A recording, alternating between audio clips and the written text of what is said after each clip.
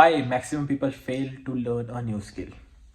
यार देखो, चक्कर क्या होता है, जब हम लोग का दिमाग कैसा है, हम टास्क आधा करें ना तो हमें लगता है हम जीत चुके हैं। क्योंकि देखो यार, कोई भी आप काम में कंसिस्टेंसी दिखा रहे हो, कोई भी काम में आप मेहनत कर रहे हो, मैं कहता हूँ 10 दिन भी मेहनत करोगे ना तो आपको फ़र्क दिखेगा।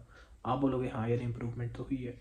क्योंकि 10 दिन भी मतलब है, कुछ ना कुछ फ़र्क तो दिखता है।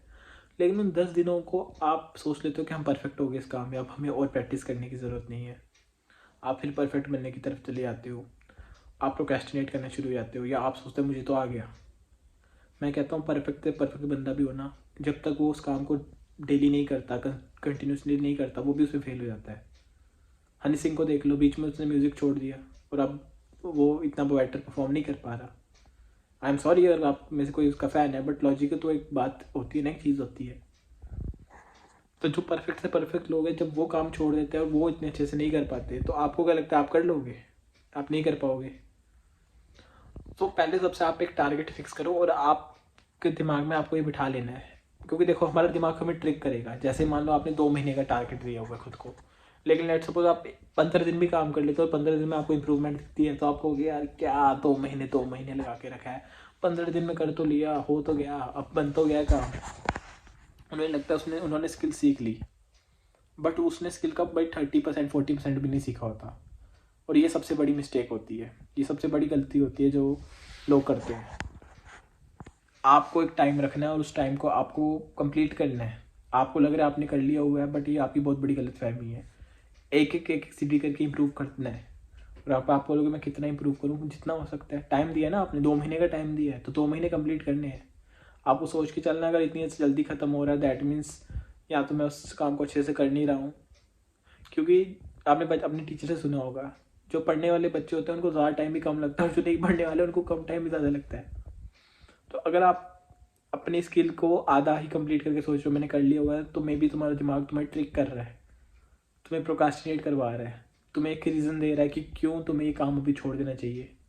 और यहीं पे भाई तेरा असली टेस्ट शुरू होता है।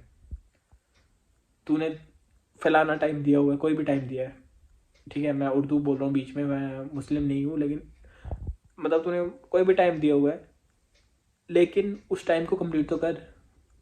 अब तू उस टाइम को कंप्लीट नहीं करेगा तो फिर तो तेरी सेल्फ आइडेंटिटी को ठेस नहीं पहुंचेगी क्या? मैक्सिमम की नहीं पहुंचेगी। पता है क्यों? क्योंकि मैक्सिमम झूठ बोल देंगे कि यार ये तो काम इतना मुश्किल था ही नहीं, हमने तो पहले करके उठ के बैठ गए। करके बैठ के तो तुम उस स्किल से पैसा क्यों नहीं कमा रहे हो बताओ?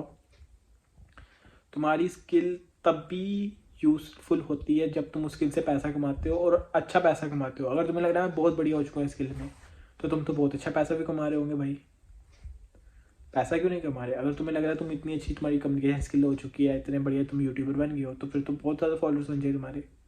क्योंकि जिनके होते हैं उनके फॉलोअर्स ज़्यादा होते हैं। नीतीश राजपूत, ध्रुव राठी, इनकी कम्युनिकेशन स्किल, स्टोरी टेलिंग बहुत बढ़िया है, तभी तो इनके इतने फॉलोअर्स हैं। मैं मान सकता किसी की story telling skill Dhruv Rathee के लेवल की हो और उसके अच्छे फॉलोअर्स ना हो, बेशक उतने ना हो, लेकिन कम से कम 1 मिलियन तक तो वो भी पहुंच जाएंगे भाई। तो आपको ये चीज़ समझनी है कि सब जो मिस्टेक आप कर रहे हो वो है अपने टास्क को अधूरा छोड़ देना। और सिर्फ पूरा करना भी नहीं, आपने उस टास्क को क्या ऑब्जर्व करके अपनी अपनी एक एक मिस्टेक समझ के पूरा किया है। अगर मैं आपको कहूँ कि 10 महीने में आप एक स्किल सीख जाओगे और आप बोलोगे बस ऐसा कौन सा मैजिक है, वो मैजिक आपको वो 10 महीने की जर्नी में खुद पता चलेगा। छोटी छोटी चीज़ें जब आप इम्प्रूव करोगे, छोटी छोटी चीज़ें आप ऑब्जर्व करोगे,